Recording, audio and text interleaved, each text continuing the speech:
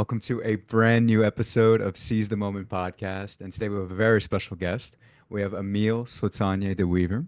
He's a formerly incarcerated activist, widely published essayist, owner of Reframe LLC, and a 2022 Soros Justice Fellow. California's Governor Brown commuted his life sentence after 21 years for his community work. He's written for publications including the San Francisco Chronicle, the San Jose Mercury News, Colorlines, The Appeal, The Rumpus, and Seventh Wave. And his new book, available May 13th, is called Ghost in the Criminal Justice Machine: Reform, White Supremacy, and an Abolitionist Future.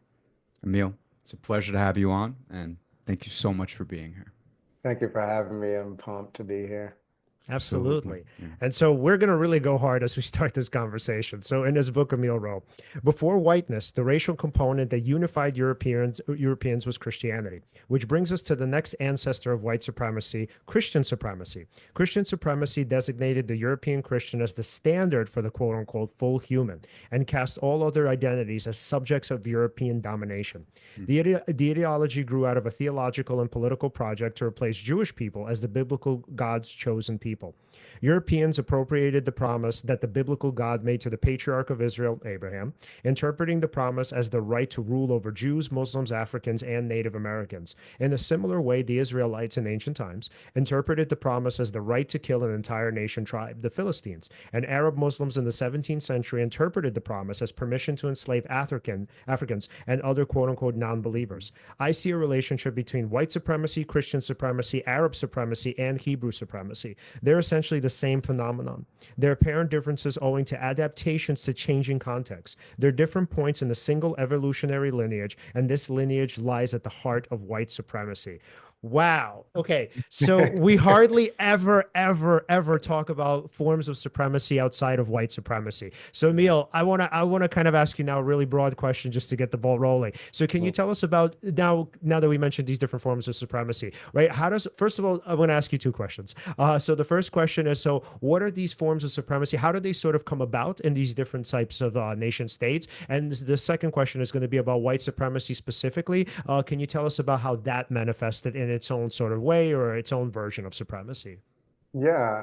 So like how it came about is like it's a very complicated question, right? And I can't pretend to be like an expert of like why they're here, but like I have the observation that they're here. Mhm. And when I think about it, there's this idea of the way the world works is through like these deep hierarchies, right? With like philosophically with like God at the top, right? And God is like has all power over life and death, and everyone else is a servant. Um, the political reality of like how that plays out is there's generally a people that says, well, we are the representatives of God, right? And so in essence, functionally, we're God, right? And so like we're deciding the questions about who has value, who lives, who dies, who serves, right? And that I feel like the first, you know, recognizable phenomenon of that, like for me, is like patriarchy, right? Like all the way back to like the story of like Adam and Eve and the way it's told and the way it's interpreted, and the consequences of that culturally through gender dynamics, right? Like it's like, oh, it's the man who is like the head of the household and who, um, you know, back in the days, back in like, you know, in ancient enough times, like, you know, going all the way back to Rome and going all the way back before, like the patriarch of the family had like complete power over like life and death, over like his children, his wives, his servants, everything. And that was considered, that's the way it is. That's the way, that's a mirror of like the way the world works from heaven all the way down to hell, right? And the problem with that is the way it creates these justifications in people's mind about the righteousness of the oppression that they deal out. And it's currently in the 21st century reached like full culmination in white supremacy. But I think it's really important to understand the lineage of this kind of thinking, of this kind of ideology, It's been around a while, right? And so you have like the people that we would call white or consider white um, are at the pinnacle of the current version of that, but failing to understand what it is and where it comes from would create the mistake of like we could do all this work to end white supremacy in America and in the Western world, uh, and fail to understand the ideology that gives rise to the culture, that gives rise to the structure, right? That gives rise to the lived reality of people living under it, and someone else would just fill that space Right. because we still haven't identified. There's a particular wrong way of thinking about relationality and relationship and the way that we interact with other humans. And we could fool ourselves into thinking, yay, we've done it. Like we've stopped Trump and we've stopped like whatever the fuck, right? Yeah. And someone else would just fill that vacuum. And they might not necessarily, like, if America crumbled and fell tomorrow, they might not necessarily have white skin, but they would still be playing out the same patterns. Right. All So right. I just really quickly then want to add what's so great about what you're the way that, and I was telling Alan before the podcast started. So what's so great is the way that you identify it is it pretty much already in a sort of preemptive strike pushes back some of the let's say bad faith arguments against the idea, the notions of white supremacy and the notions of just let's say systemic injustice, etc. Because a lot of times what you would have is you would say, well, it's anti-white bias, right? So anytime somebody says white supremacy, automatically the understanding is, well, all of these other cultures are sort of pure in some way, but it's just white people who aren't. And which is, first of all, that's not the argument on the left, but whatever. I mean, I can see how you could sort of script it as that. But the point is to say Yeah. what I love is you right off the bat in your book, you're like, no, that's not what I'm saying. Like, this is not an anti-white book. It's an anti-supremacy book of which white supremacy is just this particular manifestation in a particular version. So, and for Yeah. me, I think why that's so important is because like what we want is we want to couch this into and make it historical relevant into it, like let's say historical relevancy, and we want to make sure that people understand that in some ways that this is somewhat innate. Well, it is pretty innate. However, that doesn't necessarily mean that it's hopeless, and it of course doesn't necessarily mean that it's one particular culture, per se, obviously, that's kind of doing this. It's sort of a way that men, women, mostly men, kind of structure themselves, and but there's also kind of hope in that, which I really love. It's also Yeah. about who's in power, right? Yeah. I Yeah. mean, yeah, that's like you were saying, if let's say everything collapsed, well, okay, something would rise in its place. So there'd still be some kind of a hierarchy, right? Hmm. And these kinds of things would play out unless there is that, some kind of change, right? Some kind of change. And the change is like here in the way that we think, right? Yep. Yeah. Yeah. Yeah. So, And I don't think it's inherent, right? I think that, another thing that I talk about is like cultural hegemony and like the imagination problem. I think that we have the lived experience of its inherent because all the information we have, right, when we read history books and is that like, oh, humans have always behaved like this. But I don't think that's like actually true.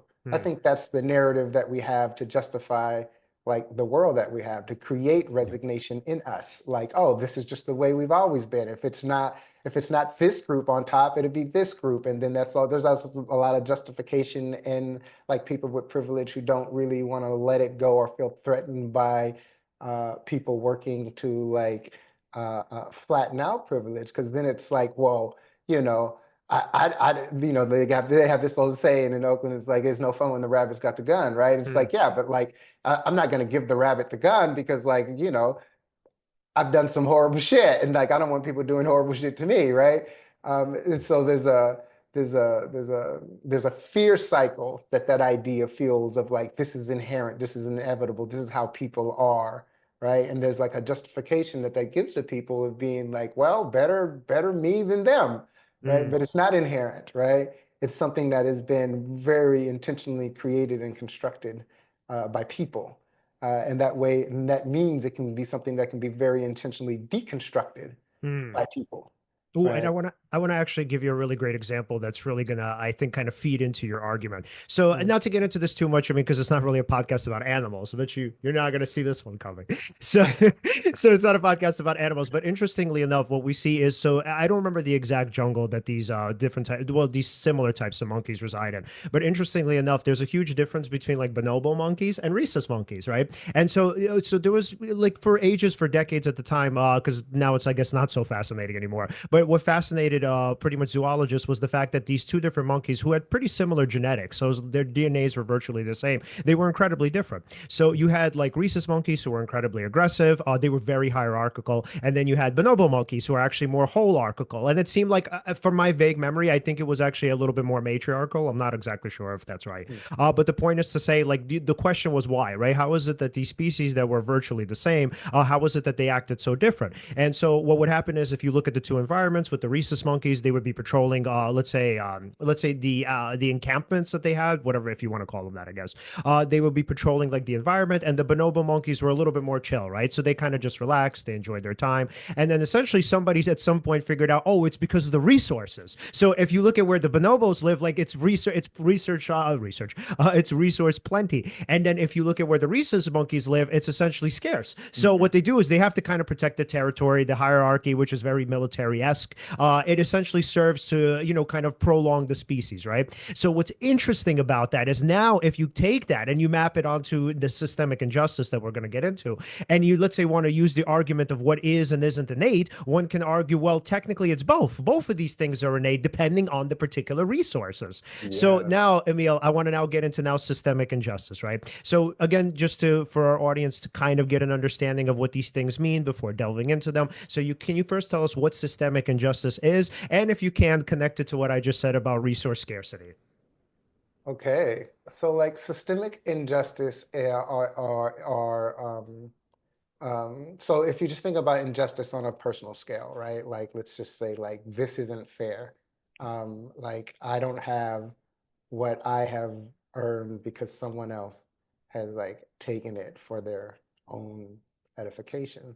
Mhm. So systemic injustice is um, the power structures that exist, like in our case, states, um, create rules and laws and culture to make that work out like pretty much like automatically. Mhm. You think about, let's say, like capitalism, right?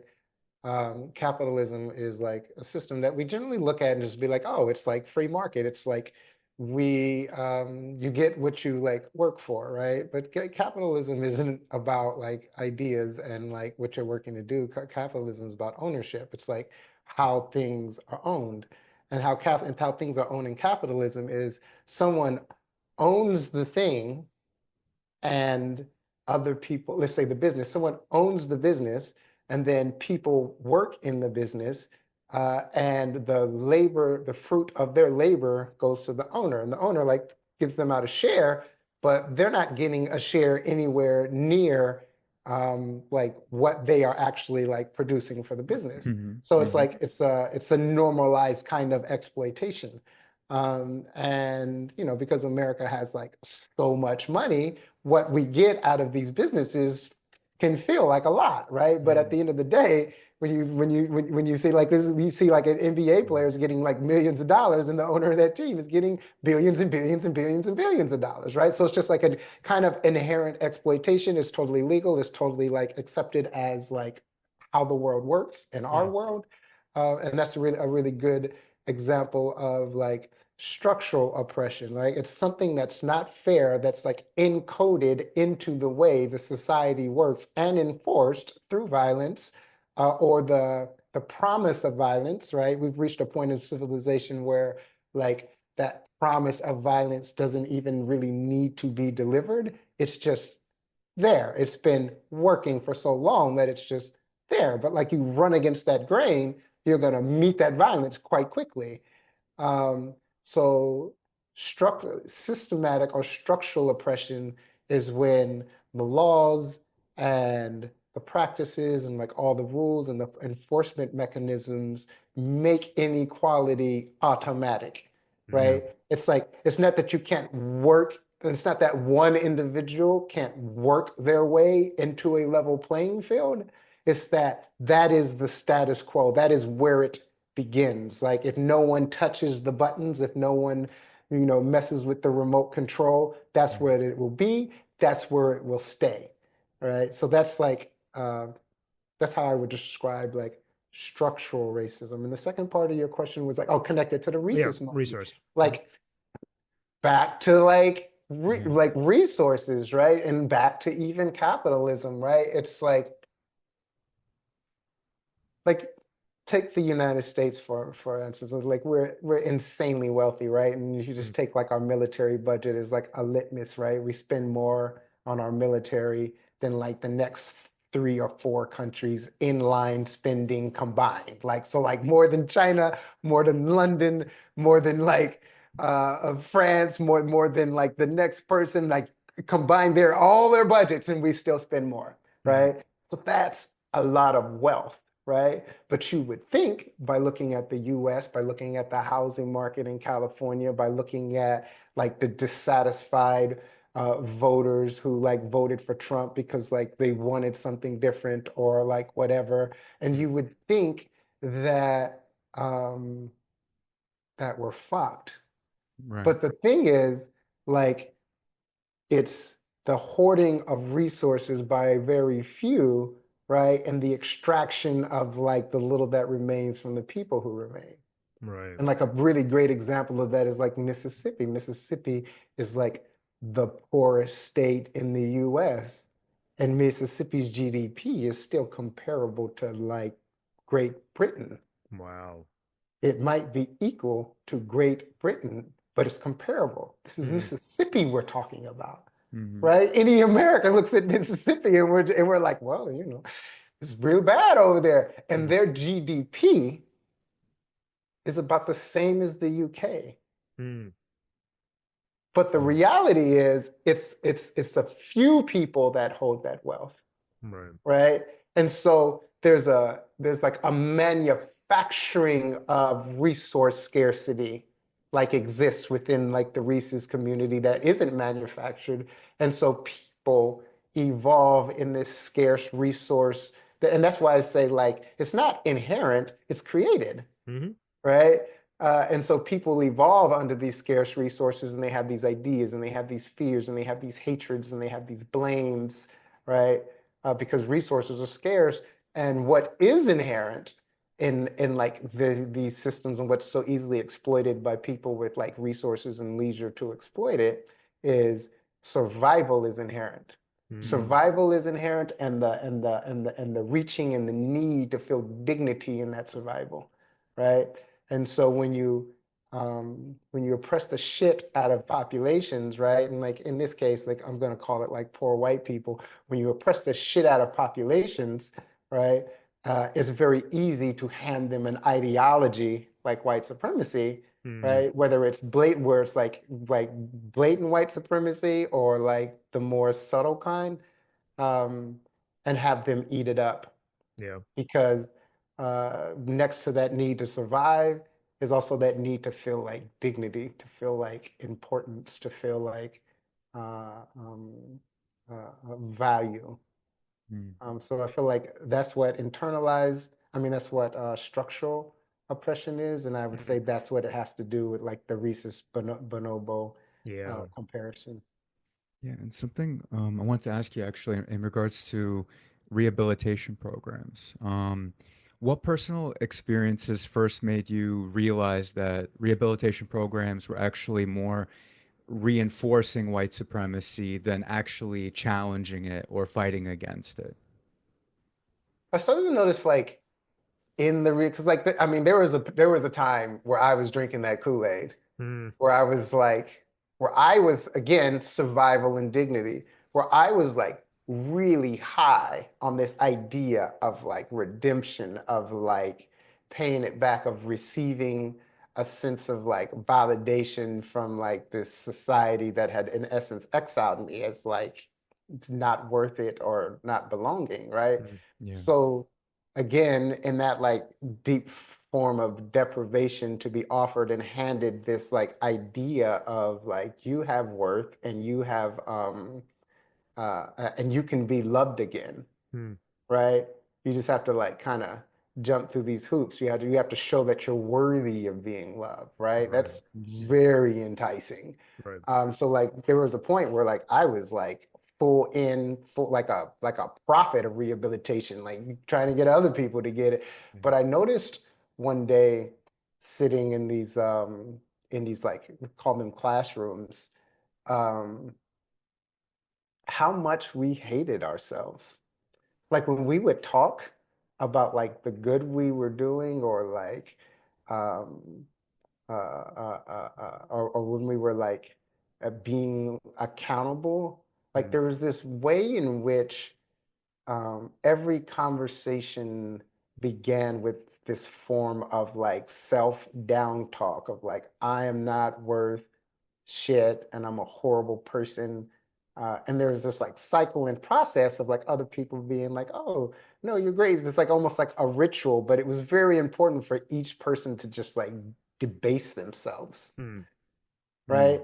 And I was like, wait a minute. And these are like people that like I look up to, right? These are like people who I like deeply respect and see such um, beauty in them, right? But they all like fundamentally hate themselves and don't trust themselves. Like and in seeing that reflection, I understood that I don't trust myself.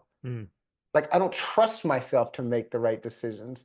I have to rely on better people to like show me the decisions that I should be making because clearly like I have failed in making good decisions, right?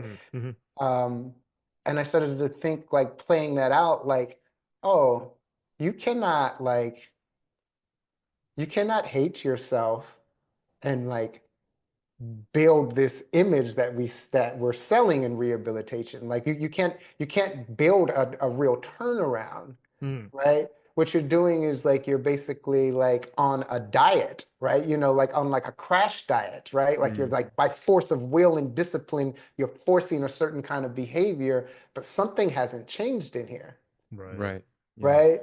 Because like that's the same like 14-year-old, 16-year-old boy who was angry and full of rage and like committing crimes and hurting. That's the same mind, right? Fundamentally beneath all of that. There's no change. Like there's still no value of yourself. To value other people, you must value yourself, right? I don't know how Yep. like locked in stone that rule is, but it seems to make sense to me, right? And you think about like recidivism and like the stories of like a person who's like, oh man, that person seems to have changed, and then like they get out of prison and like they do something else. Some of that is resource based, some of that is resource and economics, and like things are crushing them and like they fall back to other things. But another part of that is like the person hasn't done the healing, right? Because like we have this saying, hurt people, right? Like people who commit crimes, I guarantee you, have had crimes committed against them, right? And they didn't, um, their maladaption to the trauma done to them was to become people who deal out trauma to other people. Yeah. Right. And so if you are like actually really trying to lick that, trying to like turn that around, that means it begins with the healing of the trauma that has been has been done to them. But rehabilitation seemed to me in the moment of like opening my eyes around it, being about perpetuating these traumas, right? And which means that then people leave this system and they still haven't experienced the healing that is necessary to move past that and become the people that they want to be, right? And so there's like a lot of unworked out stuff beneath that waiting to be like landmines waiting to be stepped on. And it very often doesn't result in people like committing another harm, but it certainly does never going to result in a person like understanding and engaging the system that created the scarcity and the injustices in their world that had them creating injustices in other worlds and then engaging and changing those. Right. Right? That's, yeah. I'm sorry. Sorry, guys. Yeah, no. Is that what you meant by rehabilitation? Is the like the near death? It's like it's not the um sorry, it's the near enemy Yeah. of true transformation. Yeah. Like because I see what you're saying. Like if I understood correctly, when you're going through the rehabilitation program, basically you're almost learning not to trust yourself or even listen to yourself, and you're kind of doing what these figures are kind of telling you is the right way to go, but you're not really fixing internal shit that's going on inside of you and actually coming to terms with it. It's kind of like, putting a band-aid or not even really fixing the problem completely. Did I understand Completely. that correct? I think Yeah. completely is the Yeah. word, right? Because a Mm. lot of like beautiful work happens, and that's like the importance of understanding what a Gotcha. near enemy is, right? Because it looks like the thing, right? And even the people experiencing it would be like, bro, like you're crazy. Like my life is like changed, right? Like I have all these markers for what have changed, but it's like, Okay. yeah, but the near enemy is about a thing that looks and feels like the thing, but it's actually undermining the thing, right? Wow. And we can look at the end results a lot of time and see, right? Like you can tell the tree by its fruit, right? Like look at recidivism, right? You can tell the tree by its fruit. Like one thing that I always like to say is like, look, say what you want about America, but like what we have mastered, what we have like absolutely mastered is production, Mm. right? We are a consumer based culture and we know how to produce what we want to produce. Like we produced a motherfucking man on the moon, right? Mm. Like, so Yeah. we are like if we want to produce it, we know how to produce it, Mm. right?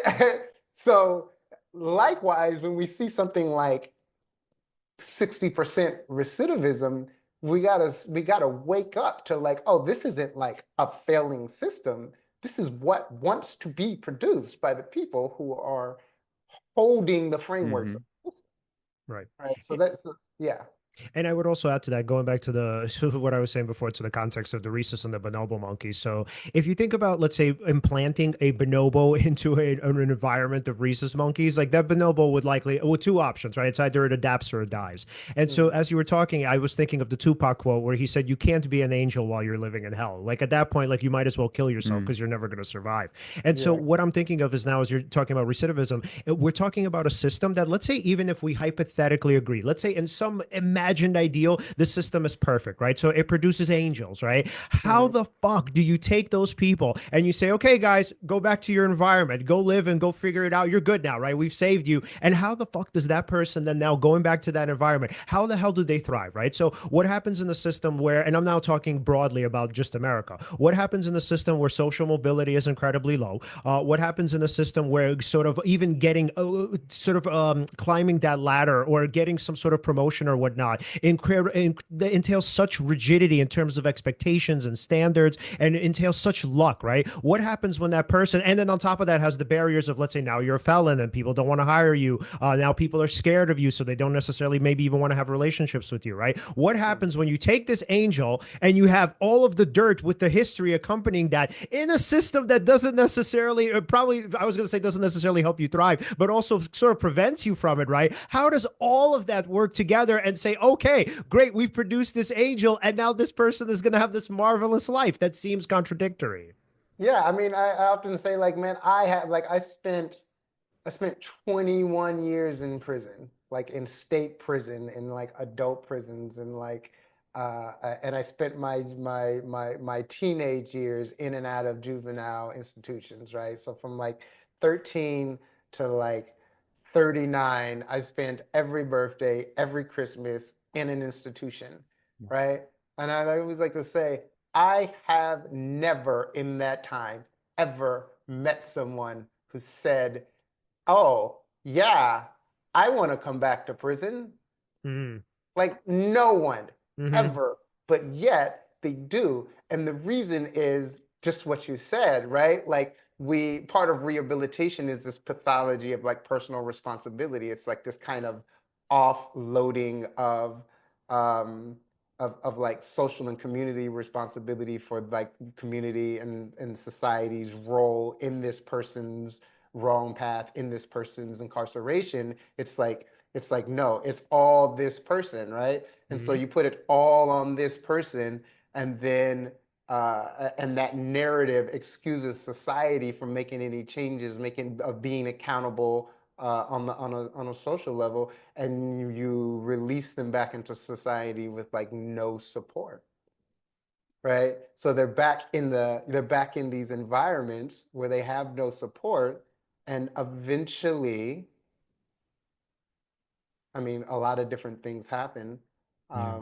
depending on a person's like facility, but eventually it becomes quite predictable and reasonable for them to fall back into the same patterns, Just right? curious. Because nothing has shifted in this system that created these circumstances, right?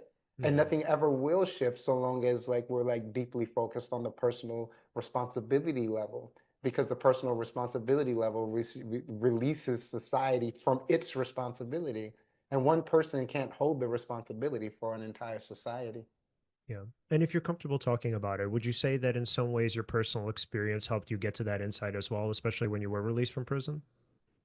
Yeah, like like personal responsibility is tricky because like personal responsibility is like the reason why like I have the life that I have, Hmm. right? Like it's the reason I got out of prison. It's the reason that I'm successful. It's like I've become like a very hyper competent person, Hmm. right?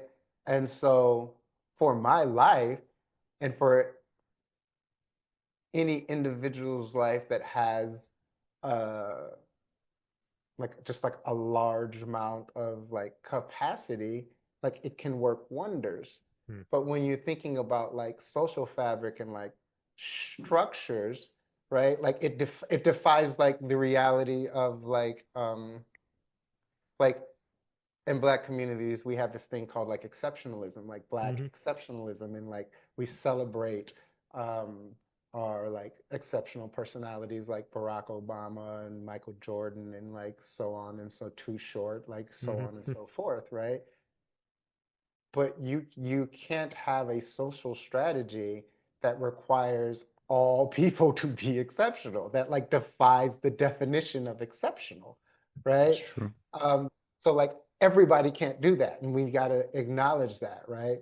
But but a society can do that, and this comes like when I wrote the book, I was like, this is a book about power, because that's what this all comes down to. It comes down to power and who has the power to do, and like who doesn't, Hmm. right? So like everybody in the world, whether they're like an impoverished Black kid or an impoverished like white kid in the middle of America, right? These are the people who have the least power to change the circumstances they're in. It's not that they have no power, and it's not that there aren't people who do it, Hmm. but the power and the main responsibility of this project, like, lies with like the wider society, lies with us, lies Hmm. with like me, right? It's like I'm one of the people who's able to like be exceptional, right? Right. Um and so with that, and with what I've learned in that, and with what I've seen in that, like similar to like AA, or like a person who was like an alcoholic, like once a Hmm. person who was an alcoholic becomes sober, they get like this passion to like support other people who are like Hmm. alcoholics and who like Yeah. want to become sober, right? It's almost like religious, right? And Hmm. I understand that. I feel that, right? Because it's like, oh, I've seen this thing, right? And I have this certain facility, right? Which like, with again back to power, with responsible power comes a sense of responsibility of what to do with that power, Hmm. um, uh, and we are the people who need to start taking on more responsibility for like changing these conditions.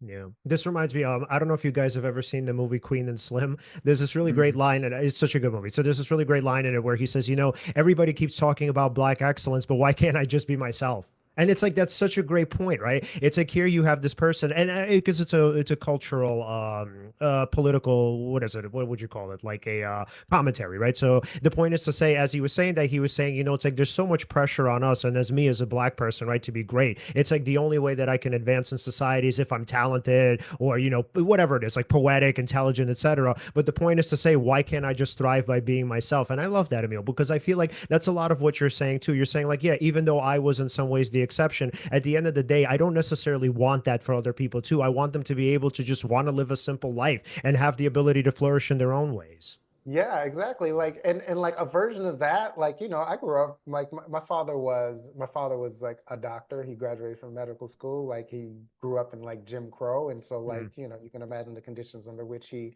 graduated from medical school. And like he used to tell me all the time to this point of like, why do I have to be excellent? Like, why can't I just be myself? And he used to tell me all the time, it's like, so Tanya, I'm hard on you because like this world's gonna be hard on you. yeah. And the reality is, in order for you to succeed, you're going to have to be 3 times better than the best white boy in your class to get a Mm. C.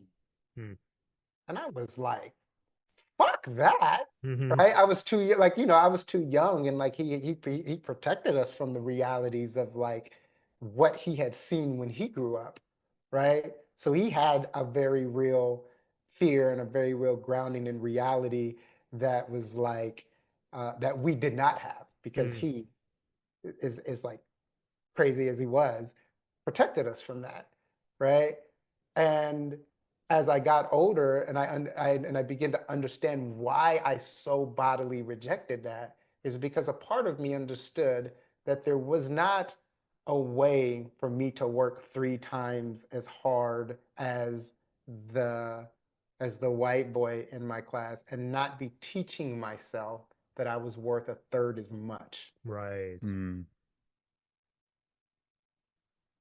Mm. And that is, back to rehabilitation. It's kind of like part of what like rehabilitation does. It's like you can come back to society, but you're worth half as much. Right. And you And have to make up that other half by all the time proving that you're worthy for us to accord you this half. Right.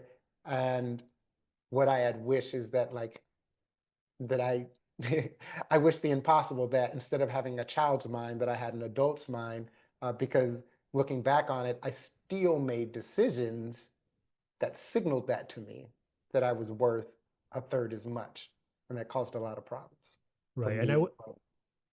And I would even add to that, what's so terrible about that is it's actually, I mean, I think you're implying this, is that it's an impossible standard. So what it ultimately, I think, implies, I mean, I definitely don't think that this is where your dad was going, but I think this is the message without the intention of it being the message, is that you're actually never going to be worthy. Meaning, if you have to work 3 times as hard as a human being, that's actually impossible. You cannot maintain that standard. Even if in some short-term period you can do that, you're not going to sustain it. So ultimately, what that's saying is it's like no matter what, it's what kind of comes to mind as an example. It's ultimately like if you're like trying to get into a club or whatever, and the person's like, oh well, I need to see 3 pieces of ID, right? And let's say somebody carries them around, a person might say, oh well, sorry, no, one of them is actually invalid. So the point is to say, I think when people do say things like, oh, you have to work 3 times as hard, I think what's going to keep happening is the goal. First of all, it's not possible, but second of all, even if it is, the goalposts are going to keep getting moved, and it's always something that you're going to be missing. So yeah, when you're now thinking about just how the system works, it's pretty much equality or bust. Like there's no other way unless it's as much as it's possible a pure meritocracy. And this is now with systems of, I would say, affirmative action, because obviously it's necessary to combat the past. So what I would say is, without something like that, I mean, fundamentally the notion of working 3 times as hard, without just it being incredibly vague, so not only is it an impossible standard to maintain, so again, the understanding there is, I think, that value is pretty much beyond the grasp of the person who's trying to. And then the other thing is, even if somehow they do attain it, somewhere down the line the goalpost is going to get moved, and it's like, oh sorry, maybe now you have to work 4 times as hard. No, absolutely. And the goalpost does move. My dad did work 3 times as hard, right? Like he's a Mm-hmm. medical doctor. And every week when we like, he would drive us to Pleasant Hill to like go to like the Christian private school he had us enrolled in, like the same police pulled him over outside the same Right. tunnel. Like we got pulled like every week. Every week they pulled him over. They knew he was, so they pulled him over every week, right? But every week they pulled him over just to show him that, like, yeah, you might be a doctor, but you're still black. You're still a black doctor. Know your place, right? Wow. So he did do the thing. He did work the 3 times as hard. He did make all the right decisions, right? And he still goalposts moved. Yeah. Something I've been wondering, while we've been talking. So I guess I should ask, so how does controlling the public's imagination kind of serve white supremacy, right? How does that keep that system still in place, right? It might be not in place as much as it was, Yeah. years ago, but it's still there. It's still there.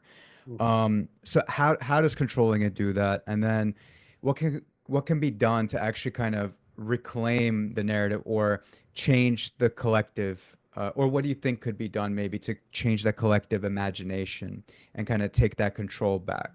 Yeah. Yeah. So, like, control of the imagination is basically rooted in like an understanding of like how we imagine future, like how we envision, right?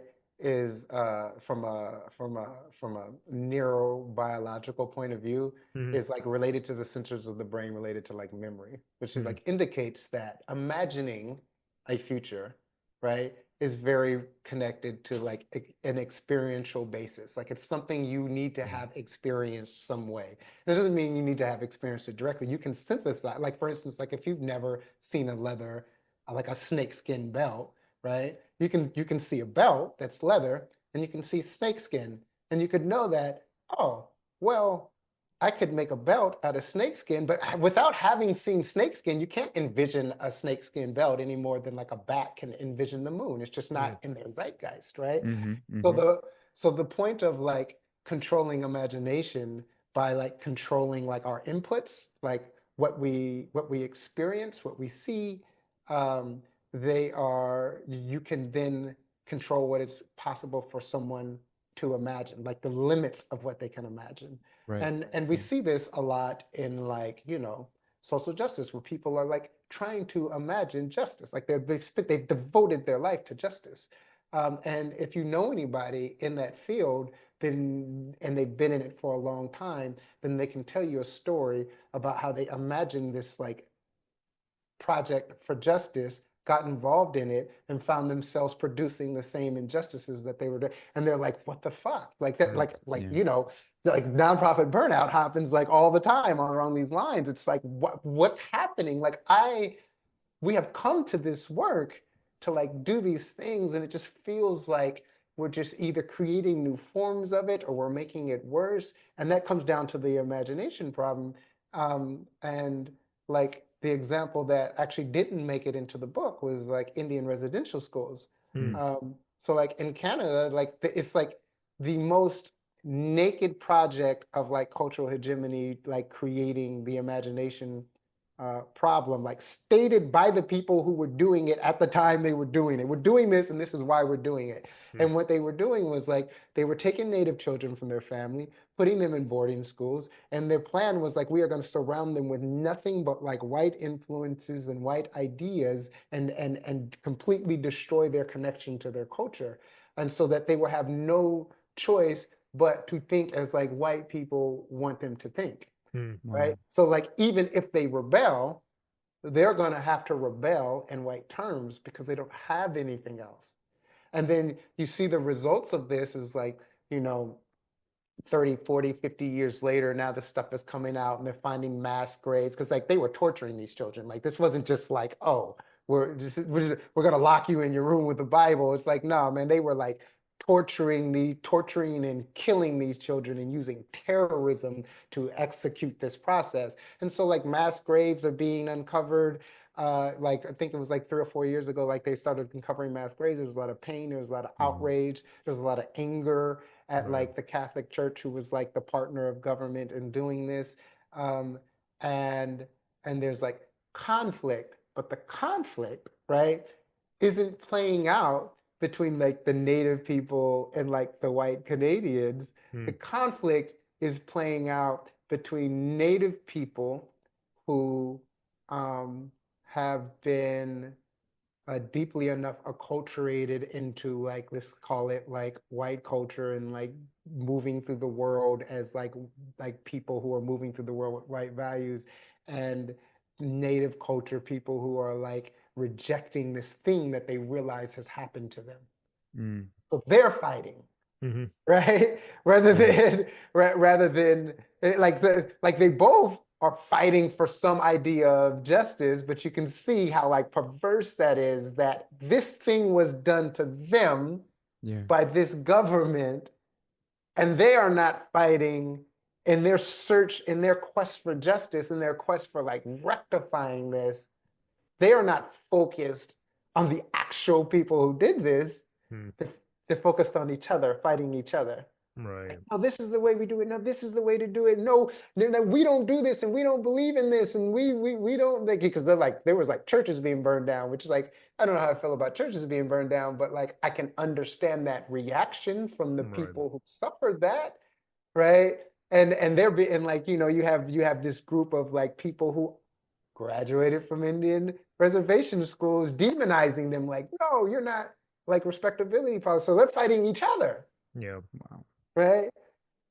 Because the program worked, Mm-hmm. right? They can't even, they're not, the way that they think and the way that they're imagining justice Mhm. is actually undermining their pursuit of justice, which actually Right. requires them to be unified, which also requires them to reconcile with each other to heal, Mm. right? So that's what I mean by like the imagination problem, and I also don't want it to just seem like, oh, it's as simple as like media control. It's like, no, that's what it is today. But in the process of creating this process, we're talking about deep acts of terrorism, right? Like every American, I believe, lives with an unspoken terror of the reality of how America was created, Mm-hmm. right? You think of any like the average white person who like feels like slightly uncomfortable about like injustice in this world, but they're just like, what can I do, right? Mm-hmm. There's more than what can I do beneath that, right? Because there is like the real terror of what this system will do to you if you step out of lockstep, because we have the real history of it happening over and over. Like you think about like justice narratives, right? Like you think about like the abolition of slavery, like this like and like the transatlantic slave trade. Mm. Like it's like, let me ask you a question. Do you think no white people were against that? Right. Like, do you just think this was just like a hegemonic like thing? Was like, so where are the heroes? Where are the heroes who are like fighting against it? You don't know them. You You don't don't hear hear about about them. them. Mm-hmm. You don't know their name. Like maybe what you'll say is like, oh, John Brown, right? Yeah, he like led a slave rebellion. It's like, yeah. And like if you know a name, they probably died horribly. Right. Right? So like even the stories we get about human beings from that time, right? Like contributes to like this imagination problem, because the as they say, like the victor writes the history, right? And what's unwritten but what lives in us, like epigenetically, what we all know because our ancestors experienced it, is how insanely violent this system can and will get towards you. So it's more than just about, oh, there's nothing that I can do, or that's the way the world works. It's also like, again, what is inherent is that will to survive. Right. And if you Mm. really understand the history of how white supremacy was built, right, then you have read a horror story. You have read a horror story that is like beyond like anything. And that also lives in the information of ourselves, whether we are white, whether we are black, whether we are immigrant, about like the consequences, like of risking going against the grain of this system. Right. And so, Emil, then I would ask you, so if, let's say, we're going back into the history of it, well, let's say policing, for example. So, there's an understanding that policing began, at least in part, as white slave patrols, obviously. And, for a lot of I would say for a lot of people, Americans in particular, obviously, that's not something that they want to face because, especially with policing, again, as an example, we feel safe with it, right? So, how would you address some of the fear along with this? Because there's not only a kind of recognition of one's past in the sense of kind of engendering some sense of shame, because obviously we're benefiting from this system. But on top of that, there's also the fear of, okay, what will we do without it, right? So on the one hand, I think when we say something like it's a limited imagination, I think that's absolutely accurate. But on the other hand, there's also just the fear and shame that a lot of people would want to avoid. So you would have these people who would, I guess maybe you could call them the incrementalists, who would say something like, well, let's just sort of change whatever we can and then kind of work towards something better. Police reform, What? You're saying Yeah, like for police? police reform, right. So we would say let's try to reform it, right? Because it's kind of the best that we can do, right? It's the best that we have, right? And so what I'm saying is that essentially when there's this underlying fear and shame attached to it, how do you address that? Like in addition to addressing imagination, to say, okay, here's sort of this vision that we might have not been able to create before, but then on top of that, how do we then kind of start to think about some of the reasons why, the emotional reasons why people don't want to look at these things? Yeah. I think that like getting someone to look at something they don't want to look at is just like I don't have a strategy for that. But I Yeah. the answer to your question is like clarity, courage, and integrity, right? We have to prioritize clarity over feeling good and over anything, just like clarity, like what is the thing? Like police were slave patrols in the South, they were strike breakers in the North, right? Mhm. Police have always been the enforcers of the status quo of these systems that we have been complaining about since like time immemorial, Right. right? Regardless of our race, right? So like that's who the police are. Police are the enforcers of status quo. And we've invested them with an inhuman amount of power and created such a dependence on them that it's someone's like, yeah, we need the police. It's like, no, we don't need the police. We're dependent on the police. Those are two very different situations, right? Mm. Like if an abused spouse was like dependent on their spouse, like we could understand why they don't leave. We can understand that, like, well, we need to build a bridge that allows this person to leave, right? But we would never say they need their abusive spouse, Mm-hmm. right? So that's the first like thing. It's like we need to get clarity. We need to understand, like, no, we are dependent on the police. We don't know what the fuck we would do without Yeah. police, right? But that's the problem, and that's what we need to start looking. That's what we need to start building bridges out of, right? And then like next to clarity is courage, because clarity can be scary, Right. right? But we have Yeah. to have the courage to face it, right? And that means have the courage to sit with it, have the courage to sit with the terror that we acknowledge and that we don't acknowledge, because like the police can literally kill you, right? This idea of like, let's get rid of the police. It's like, look, the police can kill you like legally, right? Like, what do you as like a force? Like the population today is not a match for the police. Like, Mm. and that is a scary thing that we need to face, right? So like courage. So like clarity, courage, and then integrity. And where the integrity comes in is like having the courage to act on the clarity that we see, that we experience, right?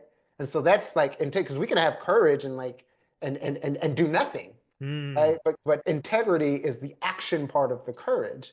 And what I have seen in my life, time and time again, from building a writing career in prison to getting out of prison to passing legislation to like all the things that like are attributed to me as like accomplishments of like, oh man, that is like really amazing, like what you guys have accomplished, is that combination of clarity, courage, and integrity produces transformation. Yeah. Like I would say to people, it's like it's okay that we don't know what we're gonna do, what we need to do. It's okay that we don't have like this from A to Z roadmap, because what I can tell you is that clarity plus courage plus integrity equals transformation. Wow. I love that so much. So this is actually, I don't know if you knew this, Emile. This is actually super in line with principles of psychology, with psychotherapy in particular. So I often tell people, like, let's say as an example, if somebody has obsessive compulsive disorder. So what they'll ask me is something like, well, how do I get myself to go from, I understand this, like, let's say logically, but I don't necessarily feel this, right? So essentially what we talk about are like emotional payoffs, why people hold on to false beliefs. And then a person might say, well, but I kind of can't stop doing it, right? Like, how do I kind of accept that, I have to live my life differently, right? And so what I would tell them, what I would tell them to tell themselves is, rather than thinking of a vision of what your life is supposed to be, how it could have been different, how it should be different, first focused on actually the value of clear thinking, right? So you would describe it as clarity, I would call it as clear thinking, right? So I would say, look at it like this, right? If you're so resistant to accepting something that, let's say, may particularly be a truth, I mean, obviously, I'm not the one to say what truths are, but we would come up with them together, right? But let's say if you are resisting a truth, if there's still that emotional barrier there, I would tell them, put up the value of clear thinking, right? Put it up so high that no matter what the sort of fear is, right, it's always the thing that's kind of beneath it, right? It's sort of subservient to clarity. So fundamentally, instead of kind of making it so that you have to think of a vision of your life, what decisions you're supposed to make, because that can ultimately just feel overwhelming, right? I would say just focus on being a clear thinker. Just focus on seeing the world as objectively and as rationally as possible. And then a lot of these other things, whether they will or won't fall into line, we can't necessarily say. But I would say the thing that matters most is honestly your character. And your character, for somebody who cares about truth, should encompass clear thinking. And so for a lot of people going down the line of therapy, what they would think is, okay, as long as I could kind of see things clearly, right, I might still be afraid to act on my thinking, right, which obviously still happens. But the idea is, at least I can feel good about myself and accepting something that maybe a year ago I would have resisted, and I would have said something like, oh, well, logically I get that, but I don't feel it, which is, by the way, just a cop out of an excuse. So whatever, we don't need to get into it. But the point is to say that if somebody truly, truly values clarity, Emile, just like what you said, I would actually supremely agree with that, is that the person will put it first and foremost, and then, yeah, they would pretty much align it with courage and say, well, as hard as this is just as important as courage. Yeah, it is like clarity is the starting point, because it could be Yeah. like, okay, I'm clear about it, right? But like I don't have the courage to act on it. Like clarity is a muscle, right? Yeah. As is courage is a muscle, as is Mm-hmm. integrity is a muscle, Yep. right? So you got to start somewhere, Yep. right? And it's like, okay, but and then it's starting with clarity, like there's power in that, right? And often, like, these situations, like in a lot of these situations, like, we are plagued by a sense of powerlessness. Like, these systems want us to feel powerless, Right. right? They want us to be like ignorance is bliss, right? So clarity, as painful as it can be, is also like very empowering, and it's the place to start. And when you feel like you have mastered that clarity enough, and you've built resistance through like sitting in it, then you can start mastering courage. That's something that you can practice into too, in like small ways, right? You can make small decisions to like that like represent courage. You don't have to like change the entire world. You don't have to like you don't have to go chain yourself to like the police headquarters, right? It's just like, Mm.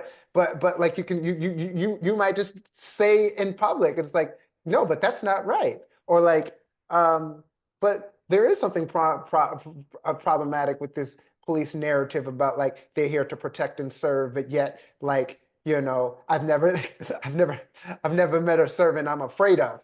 right?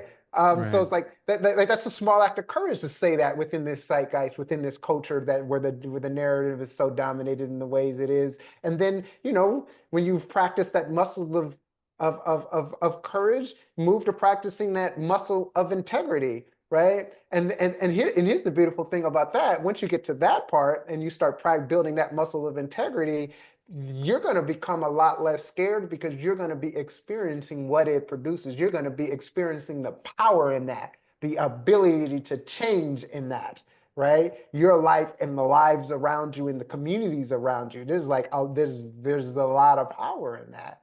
Um, and it takes time.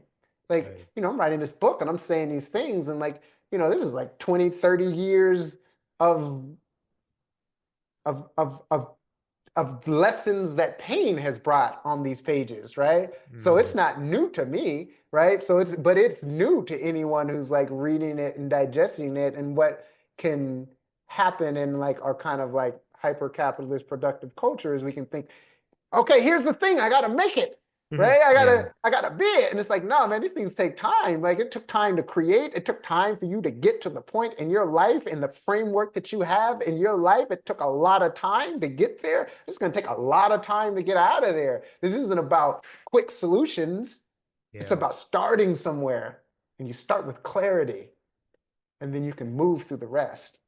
Right. And why I love that so much is because you leave it so open. So again, just because I'm a therapist, so I'll use this as an example. So a lot of times when patients get defensive, they say things like, "Well, what would you do? Right? What am I supposed to do? Right? What would you tell me to do, or whatever?" The point is to say that's pretty. I understand that obviously we are paid professionals, but at the end of the day, why that's such an unfair request is because just like you, Emile, we actually keep the answers as open as possible. So there is no. So when somebody asks something like, "Okay, if not the cops, then what?" Right?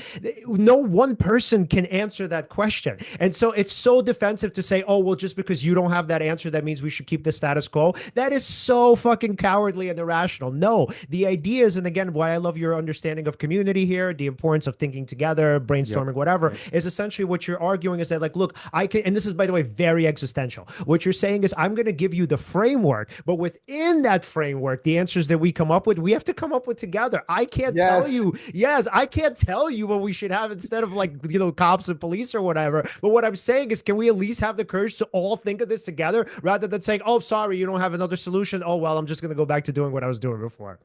No, exactly. 100%. 100%. Exactly. Yeah. That is exactly. You clearly read the book, right? That's the thing. It's like it's not about my answers, right? Like I think I have answers, but what I know is like for us to have answers, we need to be in conversation and come to a consensus about it. We need to create it together. It's bigger than one mind. It's bigger than one person. But together, we can create the thing.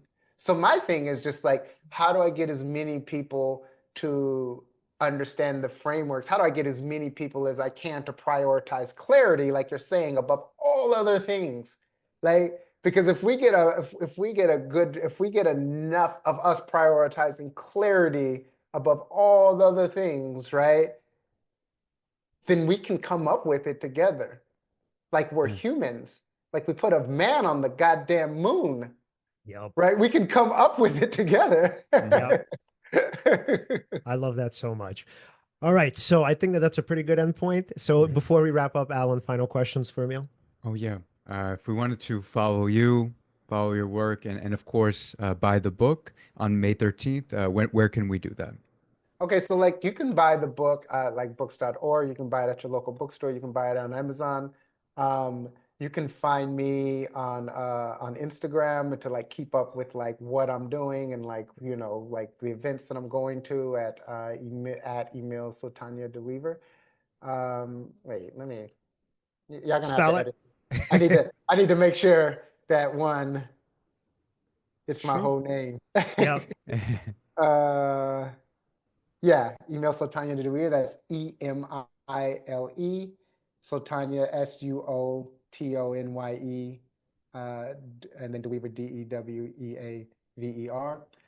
You can also find me on Substack on Reframe Reads, and you can find me through my company Reframe. That's RE:FRAME. Because what we need is like new frames, and like I'm really good at that. I love it. Absolutely. Emile, thank you so much for coming on, man. This And is more than awesome. anything, I Yeah. appreciate the clarity of your thought. Thank you so much. Absolutely, man. We'll talk to you soon. Thanks. Take It's been care. so good to be with you too. Absolutely, man. All right, bye-bye. All right, awesome. All right, everyone. If you'd like to follow us, you can, of course, follow us at Seize the Moment Podcast on Facebook and on Instagram. On X, we're at Seize_podcast. Like, subscribe, hit the bell on YouTube. And again, thank you so much for watching and see you next time.